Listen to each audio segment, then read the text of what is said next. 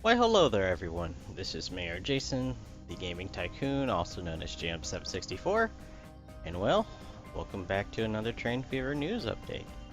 So today they updated the FAQ page, so I decided just to cover the questions. Sadly, they're not too in-depth, but as per usual, I make these videos regardless of content, so let's start. So starting off with the release questions, they added a few more. Will the game be available as a retail version?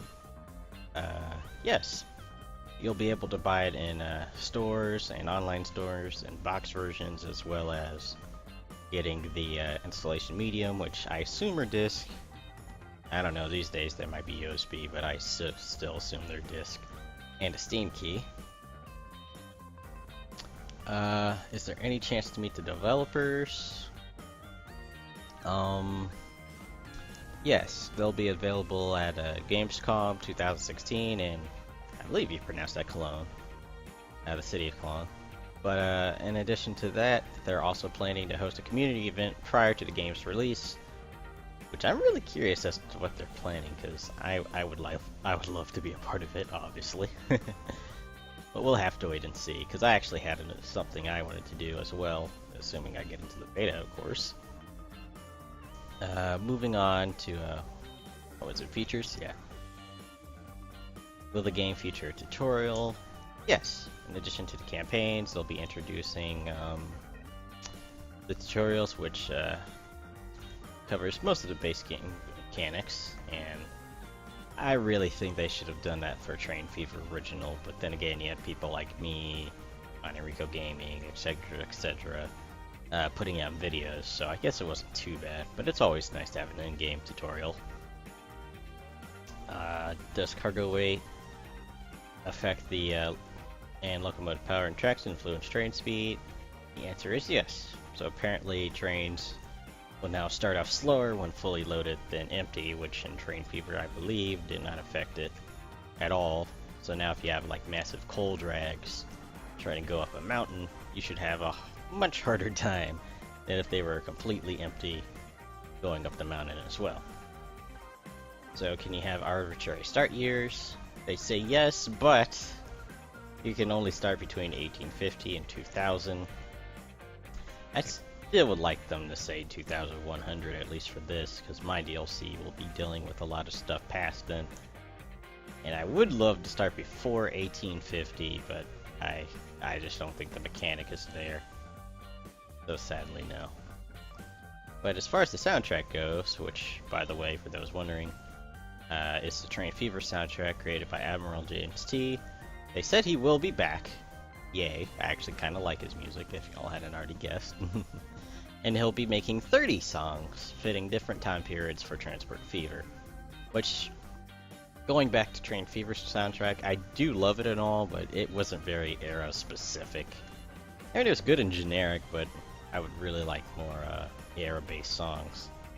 So hopefully they'll be able to do some, and I kind of assume the Train Fever tracks might be in the game, but even if they're not, I'm pretty sure we can add those in easily, which is what I'll be doing, obviously.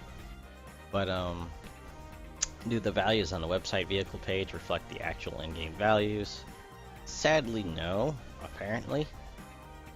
They say they're probably going to rebalance the game to have different capacities and gameplay decisions, so I assume that means there'll be less like Train Fevers, unfortunately. But it would be really cool if we could increase them back up to, say, realistic values if they are lower, or even put them past, even though that's realistic. But hey, it's already a video game. Can't be much more unrealistic than that. And finally, modding. Can roads and tracks be changed via modding? The answer is yes. They're both moddable to a certain extent. For example, it's possible to change the appearance of roads, tracks, and I always butcher this thing. Canary, mast. Also, the price and maximum speed can be altered.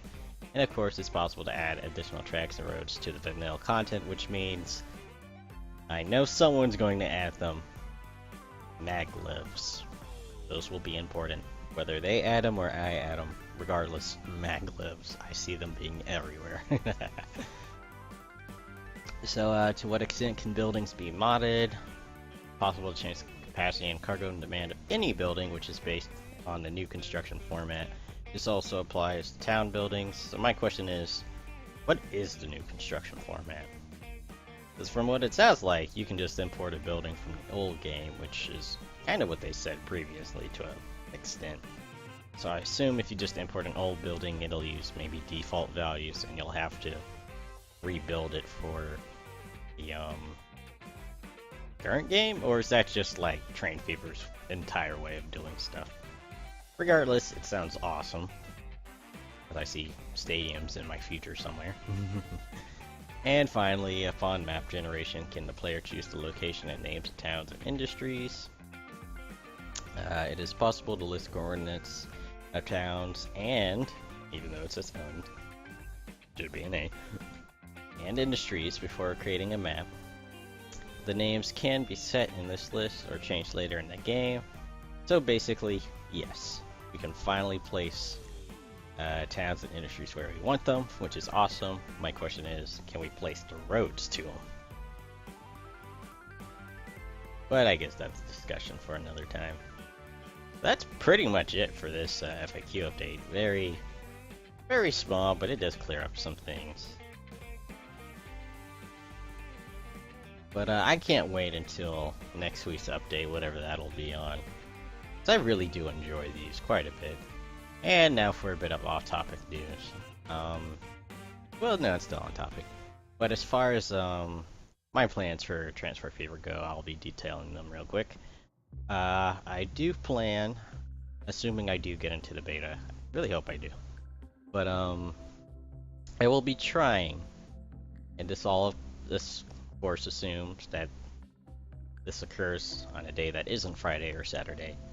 But if the beta comes out between Sunday or Thursday, whenever it comes out, and I'm in the beta, of course, and we're allowed to, obviously, I will be streaming Transport Fever. Now, of course, this all assumes the devs will let us, because I think they were pretty stringent about it. Back in Train Fever's beta, there wasn't really anything up until a while before it was officially released, which I didn't mind. But it'd be kind of nice if, like, day one we can do stuff like that. So if they allow us, and it's on a day that I can actually do it, I'll be doing a 24-hour live stream. Now, of course, I won't be on that entire 24 hours. Obviously, I do have to sleep, but I'll be letting, like, the game run and stuff. And whenever I get up, I'll be doing that. So that's cool. And also, I still have the DLC going. It's on a bit of a pause because I'll be busy for the next week or so with a real-life event I have to go to and help out in. But once that's over, and once I finish my Photoshop class I'm doing, I will be focusing on the DLC as much as I possibly can. I still need help, though, because there's, like, wheels and stuff that I have to do. Like, that's really what's holding me back the most. Those simple little wheel things, I'm just too lazy really to make those, so I need help with those. And other things, and I'll be honest, this pack is really, really big. I mean, I've only listed the locomotives alone. I haven't even gotten to other things like ships, boats, planes, road vehicles for, you know, the city folk, etc. It's pretty big. So, I have no idea when that'll finish. I can only imagine at this point. 2020. But, hopefully I could get that done. But anyway, this has been Mayor Jason, the Gaming Tycoon, also known as James F64. And I will see you guys next time. Bye, everyone.